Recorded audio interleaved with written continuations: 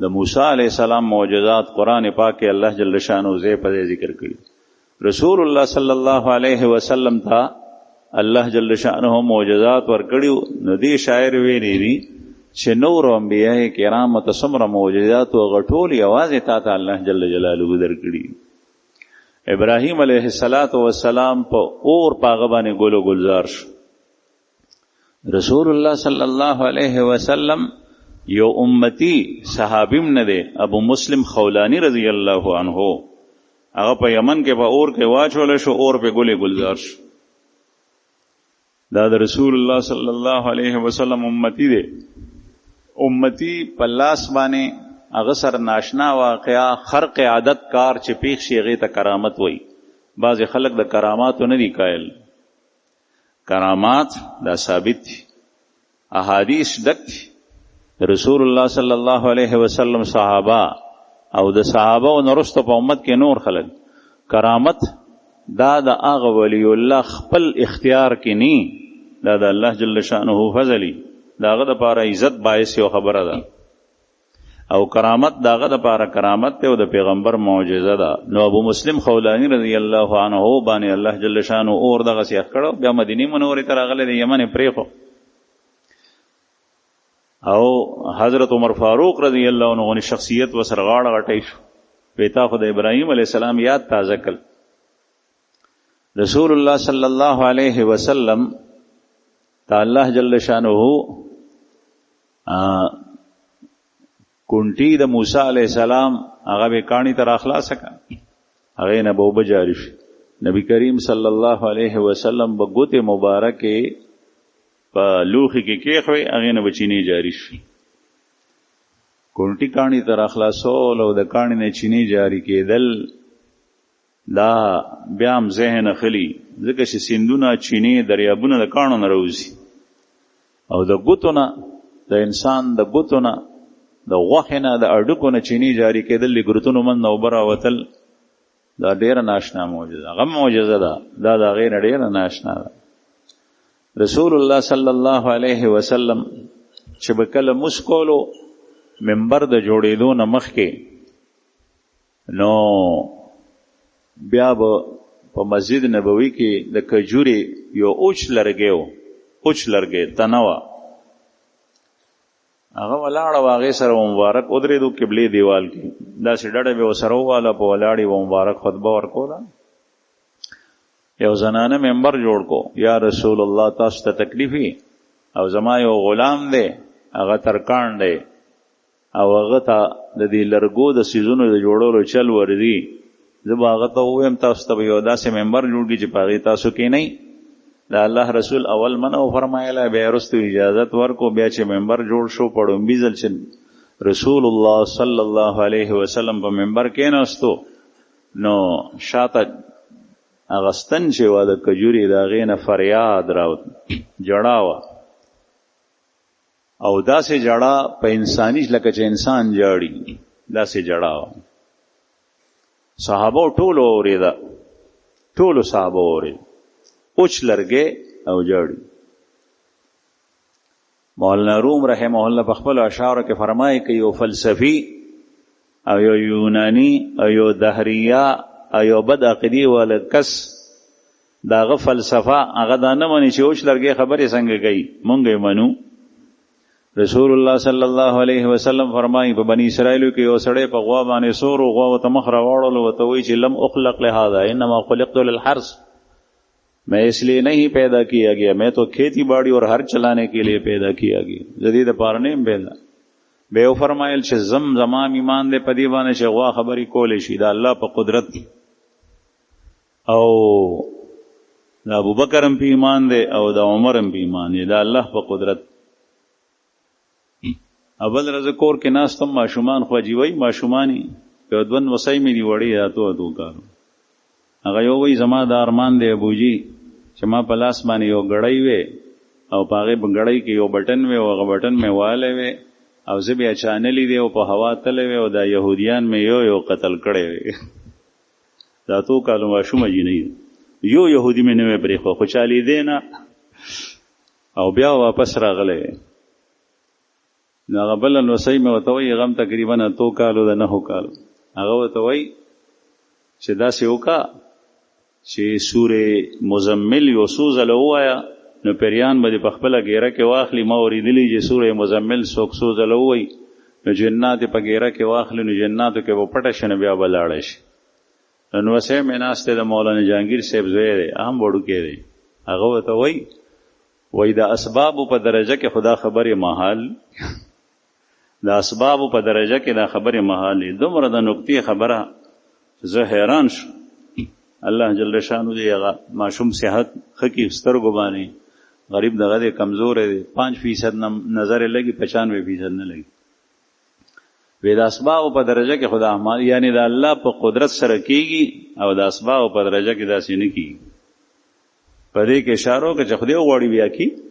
الله جل شانو هر څه کولی شي ستاسو په وړاندې ناستم زما په دې خوله کې یو شرشایي ژبه ده هغه خوځي را خوځي هغې نه آواز راوځي خبرې تاسو پې پوهېږئ دا چا کړي الله هغه الله جل جلاله په ورځ د قیامت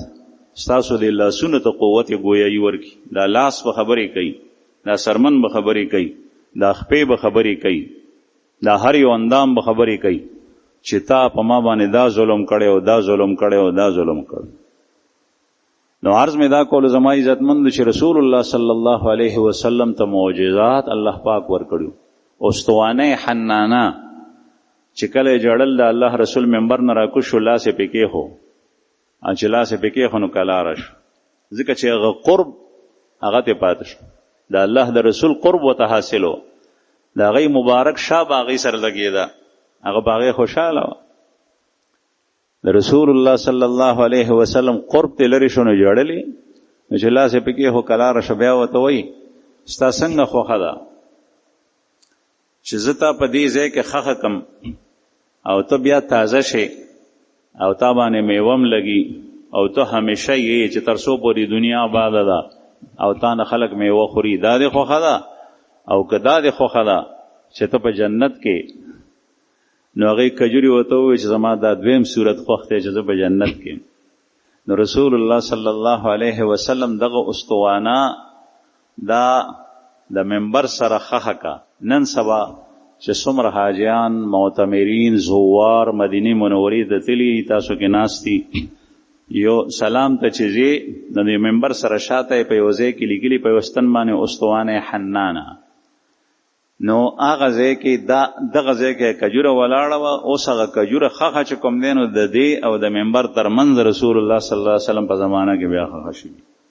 داسې ترتیب سره خخه کړي لکه څنګه چې مړی خخې ځکه چې هغې جړل او په جنت کې به یو څو څیزونه د مؤمنانو نه علاوه وي په هغې کې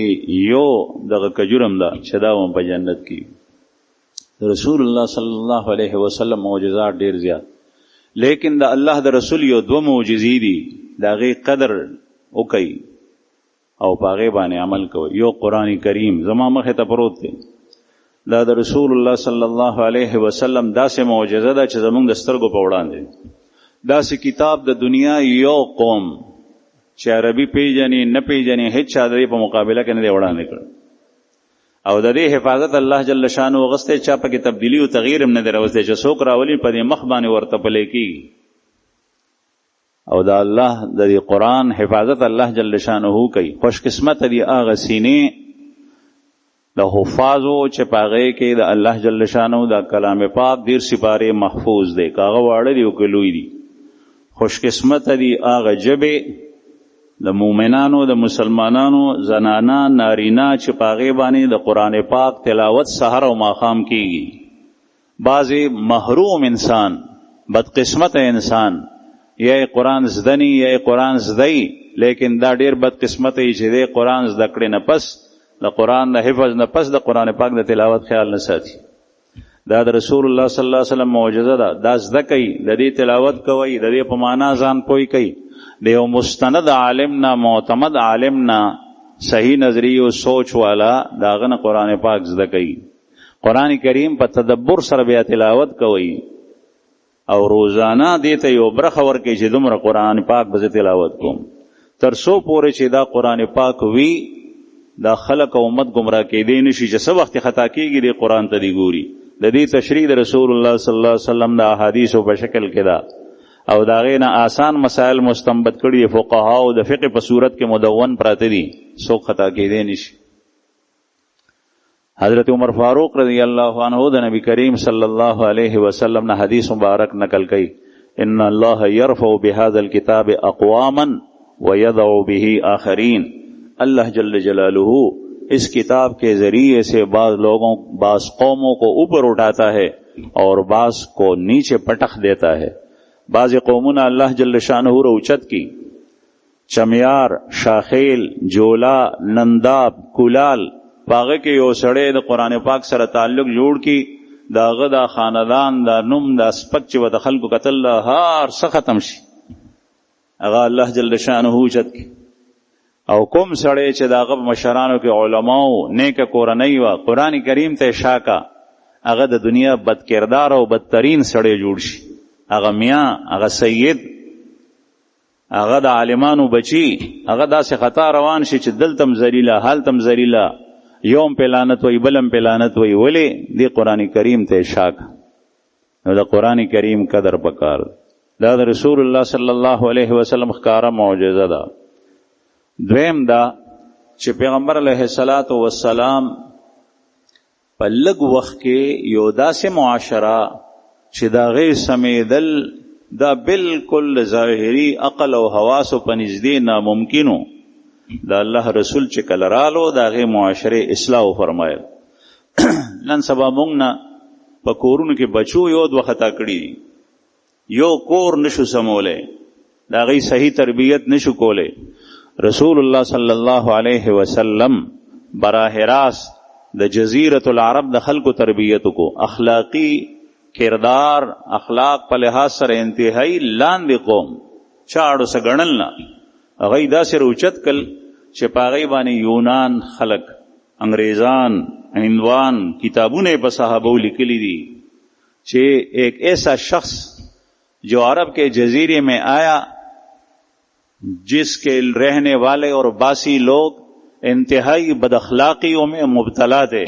چند دنوں کے اندر اس کی وجہ سے وہ قوم اوپر آئی اور وہ پوری دنیا کے لوگوں کے لیے نمونہ بن گئی. دا سے جوړ شل چې د خلکو د پاره نمونه چې چرته صحابه بتلل، هغه کردار، هغه معاملات، هغه عبادات خلکو به ورته کتل، خاموش دعوت خلکو ته ورکولو. خاموش مونږ چې موږ کو یو کافر نو مسلم چې نوی مسلمان شوی دی زمونږ د موږ نه متنفر شي، دا ما څنګه دین قبول کړی دی. زمونږ بازارونو ته چې لاړ شي معاملات زمونږ وګوري، هغه وایي دا څنګه مسلمانان دي. زمونږ حیا او پردې ته چې وګوري، د زنانو حالاتو ته وګوري، هغه وایي دا څنګه مسلمانان دي. په یورپ کې، په امریکا کې یو زنانه په حیا او پرده کې وخت تیری، او دلته په پیښور کې سم معاشره بعض خلک خرابوي، په هغې کې سرتور سرګرځي، هغه وایي دا څنګه مسلمانان دي. او د رسول الله صلی الله علیه وسلم صحابه چې کوم ځای ته تلل، هلته عقیده، عبادات، معاملات، معاشرت، اخلاقیات دا به د هغې خاموش دعوت سره سمیدل. چین ته 8 صحابه تللي وو، چین کې چې کوم مسلمانان دي دا د هغې صحابه و اثرات. معاملات کول، دکانونه واچول د تاجرانو، هغه معاملات داسې صفا معاملات کول چې د چین خلک چې څومره خوا وشا کې ټوله به سودادۍ نه اخېسته، هغه نور مارکیټونه او دکانونه په ټپو کې ناستل. بادشاہ ته شکایت لاړو چې صاحب بهر نه څه خلک راغلی دی، د عرب بدوان دي او ټول خلک هغې طرف ته دي. بادشاہ دی راوغوستل، وی داسې مه کوئ. صحابه ورته ویل موږ کې څه قصور او کوتاهي ستا قوم سره موږ زیاتې کړې، هغه راته وښیه نو موږ وسوځو، او که هغې سره موږ ښه کوو زیاتې نه کړو نو بیا مو څنګه وباسي، موږ سره خبرې وکړو. قوم ورته وویل چې نه دا کسان منوزي، موږ ته هر یو شی معیار او په قیمت باندې ښه کوالټي او کوانټیټي، مقدار او معیار دواړه برابر راکوي دی. موږ دا خلک دلته نه ایستل نه غواړو. د هغې په وجه باندې خلک مسلمانان شو. بادشاہ په زور ایستل، د هغې د معاملاتو په وجه خلک مسلمانان شو. زمونږ د دکانونو د معاملاتو د وجه نه یو سړی هغه بیا صفا دروغ وایي، بل سړی هغه به شپ شپ کوي، شپ شپ بوسو کې به اوبه بوځي، صفا معاملات نه کوي. د هغې د وجې نه خلک متنفر شي